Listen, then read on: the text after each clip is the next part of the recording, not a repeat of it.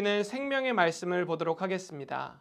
구약 성경 느헤미야 1장 11절 상반절 말씀 다 함께 한 목소리로 읽어보겠습니다.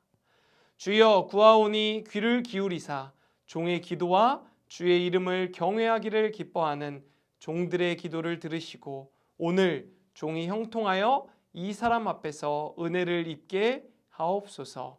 느헤미야 1장 11절 말씀. 아멘. 오늘 말씀의 제목은 우리나라를 향한 하나님의 뜻입니다. 예담 차세대 친구들, 1945년 8월 15일 우리나라는 일본의 지배에서 벗어나 독립했어요. 온 국민이 기뻐하며 대한독립 만세를 외쳤지요.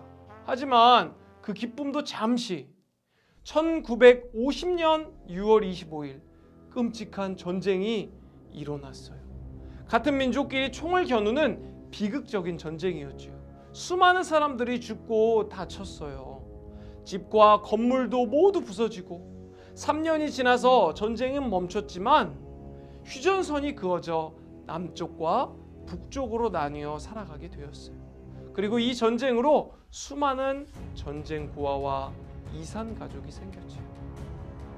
이 할아버지는 북한에 가족이 있어요.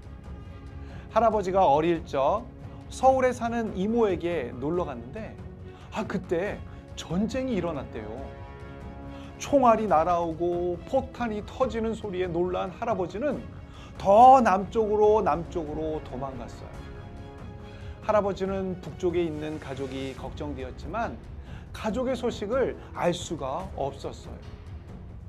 전쟁은 멈추었지만 휴전선이 생겨서 할아버지는 집으로 돌아갈 수가 없었어요. 할아버지는 늘 사랑하는 가족과 친구들을 그리워하며 지내고 계세요. 주일이면 가족과 함께 예배했던 시간을 떠올리며 그런 날이 다시 오기를 손꼽아 기다리세요.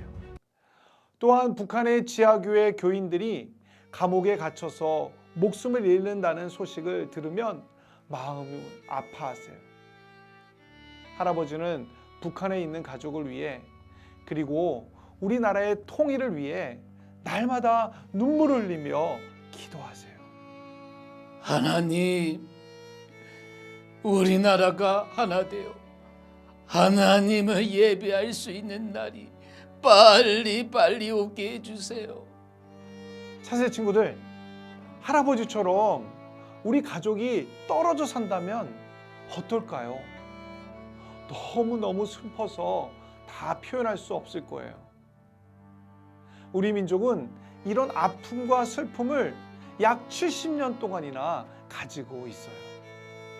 같은 민족이 서로 총을 겨누고 싸웠고 전쟁으로 인해 산과 들, 아름다운 금수강산은 망가져 버렸어요. 같은 민족이지만 만날 수도 없고 오갈 수도 없게 되었어요.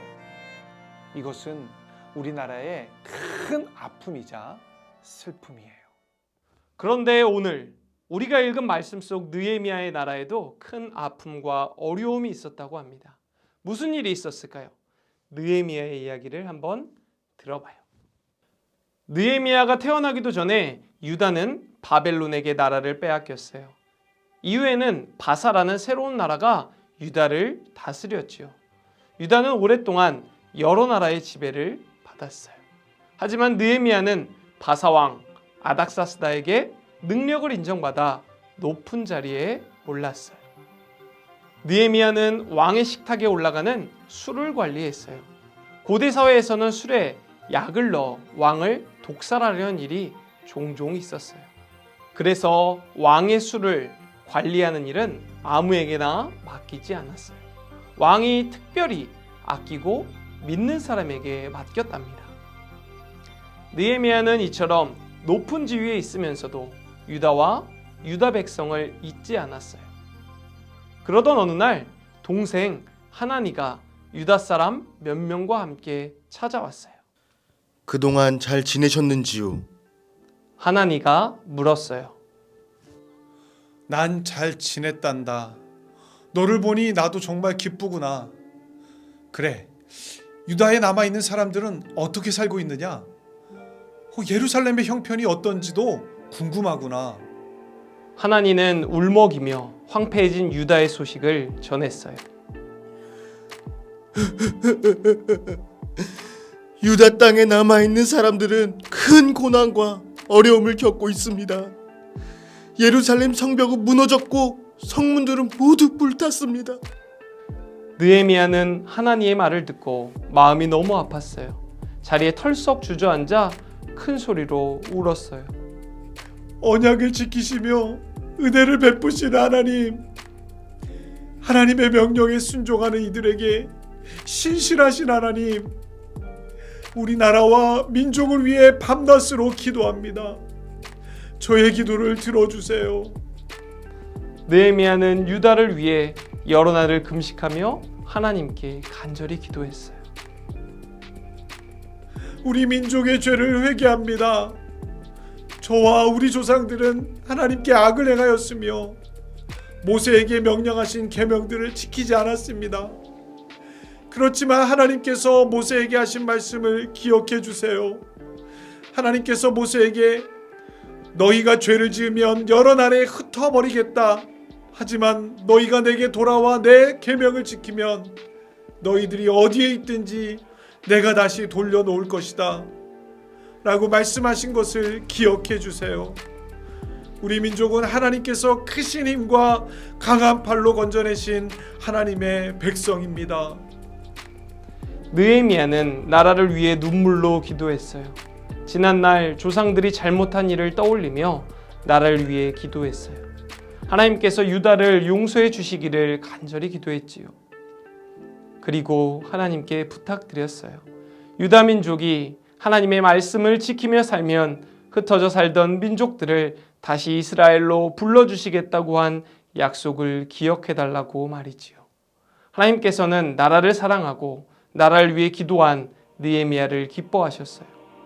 하나님께서는 느헤미야의 간절한 기도를 들으셨지요.